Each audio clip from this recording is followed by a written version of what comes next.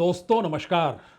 क्या अमेरिकी राष्ट्रपति एक ऐसे ऑपरेशन की तैयारी कर रहे हैं जो अमेरिका के अपने इतिहास में कभी नहीं हुआ? क्या यह संभव है कि जब नाटो देश साथ नहीं दे रहे हैं, जब उनके अपने सहयोगी, वो चाहे ऑस्ट्रेलिया और जापान ही क्यों ना हो, वह भी साथ नहीं खड़ा है और मिडिल ईस्ट लगातार अमेरिका पर दबाव बना रहा है कि ईरान ने जिस तरीके से पूरे मिडिल ईस्ट में जितनी मिसाइलें दागी और सब कुछ छिन्न भिन्न कर दिया, ऐसे में अमेरिका और उसकी ताकत कहां पर गई? तो क्या अमेरिकी राष्ट्रपति अब अमेरिका के भीतर की परिस्थितियां और अंतर्राष्ट्रीय तौर पर अमेरिका की स्थिति, इन दोनों के बीच खड़े हो चुके हैं? और बीते 48 घंटों से जिन बातों का जिक्र वो कर रहे हैं, वो जिक्र इससे पहले कभी किया नहीं गया। यह जिक्र इसलिए महत्वपूर्ण है क्योंकि पत्रकारों ने जब जब उनसे सवाल किए, उस सवाल का जवाब दो ही रूप में सामने आया। एक, अमेरिकी सेना दुनिया की सबसे ताकतवर सेना है, और दूसरा, ईरान को पूरे तरीके से खत्म कर देने की स्थिति में अमेरिका बढ़ सकता है। यह पूरे तरीके से खत्म करने की परिस्थिति होती क्या है? दरअसल अमेरिका के भीतर दो ऑपरेशनों का जिक्र खूब होता है। 2011 में ओसामा बिन लादेन, और उसके बाद 2026 यानी इसी बरस जनवरी के महीने में जिस तरीके से वेनेजुएला के राष्ट्रपति मादुरो को सोते वक्त उठा लिया गया, और उसके बाद समूची दुनिया में हड़कंप मच गया। क्या अमेरिका ऐसा कर भी सकता है? और यह ऑपरेशन इतना जबरदस्त हो सकता है कि राष्ट्रपति को पता ही नहीं चले कि उसके इर्द गिर्द जो गार्ड्स मौजूद हैं वह भी उसे बचा नहीं पाएंगे। और एक झटके में पूरी दुनिया के मैसेज के साथ जब अमेरिका ने ईरान पर हमला किया, तब यह सवाल बड़ा हो गया, अब अमेरिका क्या करेगा? क्योंकि अमेरिका की जो प्लानिंग थी और इजराइल का जो ब्लूप्रिंट था वो फेल हो गया। ईरान ने अपनी योजनाबद्ध तरीके से जिन बातों का जिक्र किया, उसकी कल्पना अमेरिका ने नहीं की थी। तो अमेरिका के भीतर अब अगला सवाल यह है, क्या अमेरिकी राष्ट्रपति ट्रंप किसी ऐसे मिशन पर बढ़ सकते हैं जिस मिशन के आश्रय वह एक अमेरिका को मैसेज दे पाए कि उनके शासनकाल में जब वो सत्ता छोड़ रहे हैं तो फिर सफलता की कुंजी अमेरिका के हाथ में है। यह सफलता की कुंजी कैसे मिल सकती है, अब इसको लेकर बहुत सारे सवाल होने लगे हैं। पहला सवाल तो यही है कि बीते 48 घंटों में ट्रंप ने कई मौकों पर ईरान पर हमला करने और इतिहास के सबसे महत्वपूर्ण मोड़ पर न सिर्फ अमेरिका बल्कि इजराइल को भी खड़ा होते हुए माना, और यह भी माना कि दरअसल ईरान अगर ताकतवर हो जाएगा और अगर उसके पास परमाणु हथियार हासिल करने की स्थिति में वो आ जाएगा, तो फिर सबसे पहले वह इजराइल पर हमला करेगा और उसके बाद संयुक्त राज्य अमेरिका निशाने पर होगा। दरअसल कल यह सवाल तब और बड़ा हो गया जब जॉय कैंट ने इस्तीफा देते हुए यह कहा कि ईरान से अमेरिका को कोई खतरा नहीं है। लेकिन इसके बाद अलग अलग विशेषज्ञों की राय और अमेरिकी राष्ट्रपति का रुख, क्योंकि सोमवार को उन्होंने कहा था कि वह एक ऐसी परिस्थिति और एक तरीके से इस स्थिति में ईरान को अभी भी देख रहे हैं कि कहीं उसके पास अगर परमाणु हथियार बनाने की क्षमता होगी तो वह 1 घंटे या 1 दिन के भीतर तैयार कर सकता है। और इसीलिए 2025 में जब ऑपरेशन अमेरिका ने किया था तो उसके निशाने पर ईरान के न्यूक्लियर प्लांट थे, जो खास तौर से जो सबसे बड़ा मिशन इस्फान में हुआ था, एक पहाड़ के नीचे गहराई में जो छिपे हुए लगभग बम योग्य परमाणु सामग्री को जब्त करना या नष्ट करना ही उस ऑपरेशन का ध्येय था। लेकिन यह ऑपरेशन कितना सफल हो पाया? अपने तौर पर पिछले जून के बाद राष्ट्रपति ट्रंप ने अमेरिकी नागरिकों को और कांग्रेस को यह बताया कि उन्होंने नष्ट कर दिया है, लेकिन फिर यह सवाल क्यों खड़ा हो गया? अब यह इसलिए बड़ा महत्वपूर्ण हो चला है क्योंकि ईरान के भीतर किसी को नहीं पता कि वो सारा ईंधन कहां पर है, और ना ही अमेरिका या इजराइल को पता है। और इसे रखने वाले कनस्तर अगर फट जाते हैं तो उससे निकलने वाली जहरीली गैस और जो रेडियो एक्टिव होगा उसका जबरदस्त असर होगा। यानी यदि कनस्तर बहुत करीब भी आ जाते हैं तो भी परमाणु प्रतिक्रिया तेज हो सकती है। इन बातों का जिक्र उस अमेरिकी ऑपरेशन से जुड़ गया है जहां पर यह लग रहा है क्या वाकई इस ऑपरेशन की दिशा में, जो सीधे तौर पर ईरान के भीतर घुसकर वहां पर जो भी परमाणु षड्यंत्र या उसके जरिए कहें जो शुद्धि की जा चुकी जो 60% रिचमेंट है उसको भी अपने कब्जे में ले लिया जाए, तो क्या यह डर जायज है? या फिर अमेरिकी राष्ट्रपति जब अलग थलग पड़ गए हैं तो उन्हें एक मैसेज दुनिया को देना है, मैसेज अमेरिका के भीतर देना है? हमें लगता है आज कुछ पुराने पन्नों को पलट लीजिए, क्योंकि याद कीजिए मार्को रूबियो, उन्होंने जब कांग्रेस को संबोधित करना शुरू किया था और जानकारी दी थी तो उन्होंने ये कहा था कि ये एक ऐसा अभियान है जिसे तभी अंजाम दिया जा सकता है जब किसी कमांडो बल को अंदर जाकर इसे हासिल करने का आदेश दे दिया जाए। यानी स्फान की पहाड़ियों के नीचे अभी भी अमेरिका को लगता है कि वहां पर परमाणु हथियार बनाने की क्षमता योग्य यूरेनियम मौजूद है। और कल जब पत्रकारों से ट्रंप मिले तो उन्होंने क्या कहा? उन्होंने कहा कि जमीनी अभियानों से उन्हें कोई चिंता नहीं है, यानी अगर कमांडोज जाते हैं तो उन्हें किसी बात का डर नहीं लगता है, वो जा सकते हैं। और खुले तौर पर पत्रकारों के सवालों का जवाब देते हुए अमेरिकी राष्ट्रपति ने कहा कि अगर जमीन से यह कार्रवाई संभव है तो वो सक्षम है। और ट्रंप क्या वाकई ऐसे ऑपरेशन पर विचार कर रहे हैं? और अगर विचार कर रहे हैं तो यह बात भी पत्रकारों के साथ बातचीत करते हुए ही ओवल ऑफिस में भी आई। वे इसे तभी अंजाम देंगे जब ईरान की सेना इतनी कमजोर हो जाएगी कि वह जमीनी स्तर पर लड़ने में पूरे तरीके से असमर्थ हो। यानी ईरान को इतना कमजोर पहले बना दिया जाए कि जब अमेरिकी कमांडो घुसे तो वह उनका सामना भी नहीं कर सके। हालांकि इस पर विशेषज्ञों और वैज्ञानिकों की राय अलग अलग है, लेकिन जरा पहले इस ऑपरेशन को लेकर ट्रंप के जहन में क्या चल रहा है, क्योंकि सोमवार को एक जर्नलिस्ट ने उनसे पूछा था क्या वो तैयार हैं जिस बात का जिक्र, जिस ऑपरेशन का जिक्र वो कर रहे हैं। तो उन्होंने बड़े ही गुस्से में कहा था कि अगर कोई भी राष्ट्रपति इन सवालों का जवाब दे देता है तो उसे राष्ट्रपति ही नहीं रहना चाहिए। यानी मैं आपके सवालों का जवाब कैसे दे सकता हूं जिस ऑपरेशन के बारे में आप जिक्र कर रहे हैं, और इस प्रक्रिया में कि ईरान के भीतर परमाणु हथियार बनाने की क्षमता है या नहीं, इसको लेकर अगर हार्वर्ड के परमाणु विशेषज्ञ जो मैथ्यू बन हैं, उन्होंने कहा कि अगर ट्रंप अभी रुक जाते हैं तो वह एक कमजोर लेकिन असंतुष्ट शासन छोड़कर जाएंगे। यानी अमेरिकी जनता इस मुहाने पर आकर खड़ी है जहां ट्रंप को लेकर वो बहुत आशावान नहीं है। नाटो कंट्रीज भी उनकी साख और भरोसे को लेकर डिगी हुई परिस्थितियों को दिखला रही है।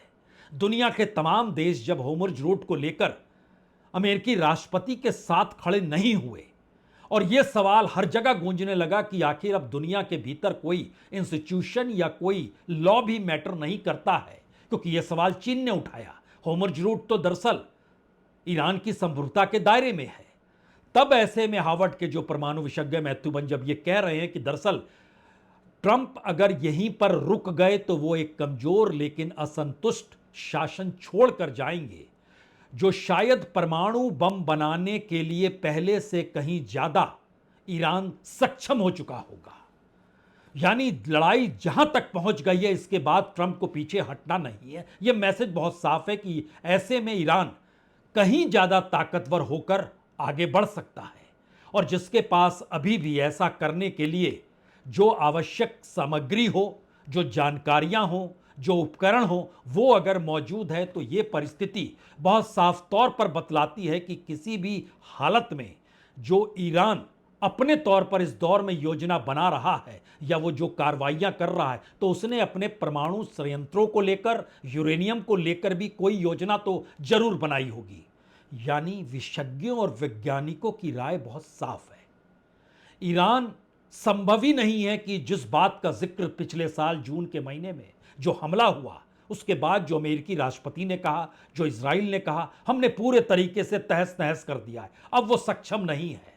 विशेषज्ञ से इनकार इसलिए कर रहे हैं क्योंकि जो सीआईए और मोसाद सोच रहे थे कि अटैक जब होगा, और पेंटागन भी जो मान रहा था कि जो अटैक होगा उसके बाद ईरान खड़ा नहीं हो पाएगा, लेकिन ईरान की जो पूरी प्रतिक्रिया, खाड़ी देशों पर हुए हमले, होर्मुज रोड को रोक देना, इसने पूरी तरीके से चौंका दिया। यानी वो तैयारी पहले से कर रहा था, क्योंकि एक दिन में निशाने पर पूरे खाड़ी देश, चाहे वो कुवैत हो, चाहे बहरीन हो, चाहे सऊदी अरब हो, चाहे यूनाइटेड अरब अमीरात हो, एक झटके में निशाने पर सभी नहीं आ सकते और मिसाइलों की तैनाती इस तर्ज पर हो नहीं सकती। और इसके बाद होर्मुज रोड को बंद करने की प्रक्रिया भी एक झटके की नहीं है, यानी योजनाबद्ध तरीके से सारे काम हो रहे थे।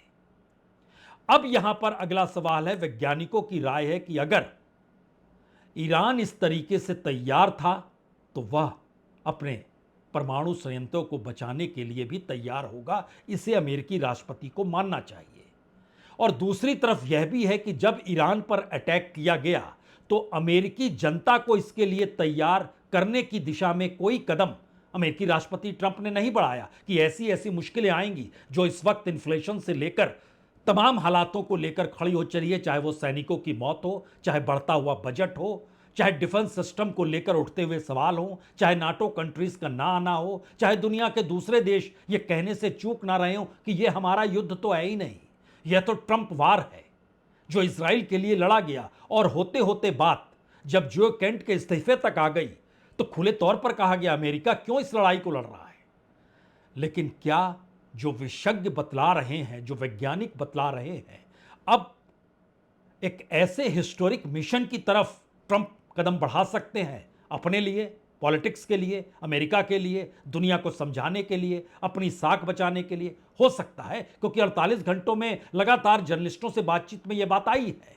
और इतना ही नहीं, अगर अमेरिकी जनता को इस युद्ध में जाने से पहले तैयार नहीं कहा गया, कोई चेतावनी नहीं दी गई, नाटो को लेकर कोई सवाल जवाब नहीं हुए, तो क्या ईरान के परमाणु ईंधन या मुख्य भंडार पर कब्जा करने का फैसला जिस मिशन के जरिए बढ़ाने की कोशिश हो रही है, क्या वो बढ़ सकते हैं? क्योंकि ट्रंप खतरे को लगातार बढ़ा चढ़ाकर बोलने से कभी नहीं कतराए। वो लगातार कहते रहे, यहां तक कि कल भी जब ओवल ऑफिस में थे तो उन्होंने क्या कहा? उन्होंने कहा कि दरअसल जो 2025 के जून में 3 परमाणु स्थलों पर बमबारी की गई, उससे पहले ईरान परमाणु हथियार बनाने से सिर्फ 1 महीने दूर था। कल ही ओवल ऑफिस में अमेरिकी राष्ट्रपति ने कहा, लेकिन विशेषज्ञों की राय है कि ईरान 1 महीने के भीतर उस ईंधन को बम बनाने लायक समृद्ध कर सकता था। यह एक सवाल है। हां, एक कच्चा हथियार अगर बनाने की दिशा में बढ़ता तो भी उसको 1 साल लग जाते। जोए केंट ने अपने इस्तीफे के साथ इन्हीं बातों का जिक्र किया। तो क्या जो बात अमेरिकी राष्ट्रपति कर रहे हैं और जो विशेषज्ञ कह रहे हैं, दोनों के बीच एक अंतर है? लेकिन उसके आगे की परिस्थिति है कि अगर आप युद्ध से पहले चले जाइए, 28 फरवरी से पहले, उस समय सीआईए की रिपोर्ट क्या थी? जो खुफिया रिपोर्ट अमेरिका के सामने आई थी, उसमें क्या था? उसमें बहुत साफ था कि ईरान द्वारा बम बनाने की तत्काल संभावना बहुत कम दिखाई देती है। और जो केंट ने भी यही बात कह दी अपने इस्तीफे में कि राष्ट्रीय आतंकवाद विरोधी केंद्र के वो डायरेक्टर हैं, उन्होंने कहा कि अभी ईरान से कोई खतरा नहीं है और अगर आने वाली पीढ़ी को वो इस युद्ध में कूदने नहीं देंगे। तो क्या फिर ये कंट्रडिक्शन अमेरिका के भीतर है? क्योंकि इन सब के बीच जो अमेरिकी सैटेलाइट है या फिर जो भी खुफिया जानकारी जो जुटाने के उपकरण होते हैं, उसमें जो देश के मुख्य परमाणु भंडारण स्थलों की निगरानी जो वो कर रहे हैं ईरान के भीतर, उनका भी बहुत साफ मानना है कि अगर ईरानी गहरे भूमिगत सुरंगों से ईंधन को निकालते हैं और बम बनाने की होड़ में शामिल होने की कोशिश करते हैं तो उसकी हरकतें दिखाई देगी, उसके स्पष्ट संकेत नजर आने लगेंगे। लेकिन इस बीच में ऐसा कुछ भी नहीं है। लेकिन उससे कहीं ज्यादा महत्वपूर्ण बात जो Carnegie Endowment for International Peace के वरिष्ठ फेलो जॉर्ज पेरकोविच है, जिन्होंने किताब भी लिखी है कि how to access nuclear threat in the 21st century, उन्होंने बहुत साफ कहा कि दरअसल ये बहुत जरूरी है कि अब परमाणु हथियारों को लेकर एक समझ डेवलप होनी चाहिए, क्योंकि इजराइल ने हमले का जवाब जिस तरीके से दिया और जो प्रतिक्रिया के हिसाब से अमेरिका को भी आशा नहीं थी कि इस तरीके से जवाब मिलेगा, तो अमेरिका को अब यह मान लेना चाहिए कि ईरान ने अपने परमाणु ईंधन के भंडारण स्थलों के लिए भी ऐसी योजना जरूर बनाई होगी। और उनका यह भी कहना है कि यह भी हो सकता है कि यह योजना इतनी तीक्ष्ण होगी जिसकी जानकारी जो अमेरिकी सेना के वे लोग जो कि लगातार परमाणु परीक्षण प्राप्त विशेष अभियान से जुड़ते हैं और लगातार जो हथियारों को निष्क्रिय कैसे किया जाए, किस तरीके से पूरी तरीके से परमाणु शस्त्र नष्ट किए जाएं, इसकी जो पूरी ट्रेनिंग होती है उनके लिए भी मुश्किल हो सकती है। क्योंकि जब विशेष बल पहुंचे तो हो सकता है उन्हें वहां पर 20-25 कंटेनर नहीं मिले, हो सकता है सैकड़ों या हजारों कनस्तर वहां पर मौजूद हों। और जब वो उस दिशा में बढ़े कि इसमें से कहां पर यूरेनियम है, कहां नहीं है, और किस यूरेनियम की सफाई हो चुकी है जो 440 केजी बताया जा रहा है और कहा जा रहा है कि 60% तक उसकी सफाई हो चुकी है, 90% तक होगा तो हथियार बने। इस पूरे प्रोसेस में और इतनी बड़ी तादाद में अगर ईरान ये ट्रेनिंग अपने तौर पर अपने एस्फान के भीतर जो जमीन के नीचे जो वहां पर योजना है अगर वहां कर रहा होगा, तो जो भी जाएगा ईरान समझ रहा होगा कि दरअसल उस पर हमला किया जा सकता है। यानी ये बिल्कुल एक नई परिस्थिति सामने है। लेकिन यहां पर 3 सवाल सबसे बड़े हैं। पहला सवाल, जो विशेषज्ञ और वैज्ञानिकों की राय 18 दिन के युद्ध के बाद जो उभर रही है वो इसलिए चेता रही है क्योंकि ईरान की प्रतिक्रिया युद्ध में जैसी हुई उसको लेकर सीआईए ने भी नहीं सोचा था, पेंटागन ने भी नहीं सोचा था। दूसरी परिस्थिति, पेंटागन और सीआईए जो परमाणु संयंत्रों को लेकर इससे पहले जो रिपोर्ट दे रहे थे अब वो उस दिशा में नहीं बढ़ पा रहे हैं। और तीसरी बात, अमेरिकी राष्ट्रपति दरअसल उस जगह आकर खड़े हो गए हैं जहां उन्हें निर्णय लेना होगा। यह निर्णय स्पेशल मिशन या स्पेशल ऑपरेशन का होगा। यह निर्णय पहले ईरान को पूरे तरीके से हथियार के साथ खत्म करने का होगा। और इन सब के बीच इजराइल का संकट सबसे बड़ा यह है, वो जानता है कि इस युद्ध के बीच से अगर अमेरिका निकल गया या ट्रंप अपनी घरेलू राजनीति के दायरे में या अमेरिकन मुश्किल हालातों के बीच निकल गए तो इजराइल बचेगा नहीं। और ईरान की यह प्रतिक्रिया खुले तौर पर है। खाड़ी देश लगातार दबाव अमेरिका पर बना रहे हैं। इजराइल से वो कुछ भी नहीं कहते हैं। इजराइल को लेकर और उसकी विस्तारवादी नीति को मिडिल ईस्ट के तमाम देशों में बहुत सारे सवाल हैं, इसीलिए वो साथ में खड़े होते नहीं हैं। यानी ये तीसरा प्रॉब्लम जो है जहां पर अमेरिका क्या निर्णय लेगा उसके आगे का सवाल है। ट्रंप निर्णय लेंगे क्या और ट्रंप क्या उस ऑपरेशन की दिशा में बढ़ जाएंगे क्या? क्योंकि 48 घंटों के भीतर जो भी प्रतिक्रिया जिस लिहाज से दी गई वह उस ऑपरेशन की दिशा में जा रही है जो इससे पहले कभी भी किसी परमाणु संयंत्रों को लेकर या फिर निचले स्तर पर यानी जमीन से कमांडो जाकर उसको पूरी तरीके से निष्क्रिय कर दे या नष्ट कर दे, ऐसी स्थिति इस दुनिया में कभी नहीं आई। तो क्या उस ऑपरेशन की दिशा में अमेरिका बढ़ेगा या ट्रंप बढ़ने की सोच रहे हैं? यह सवाल इस वक्त सबसे बड़ा हो चला है। बहुत बहुत शुक्रिया, बहुत बहुत शुक्रिया।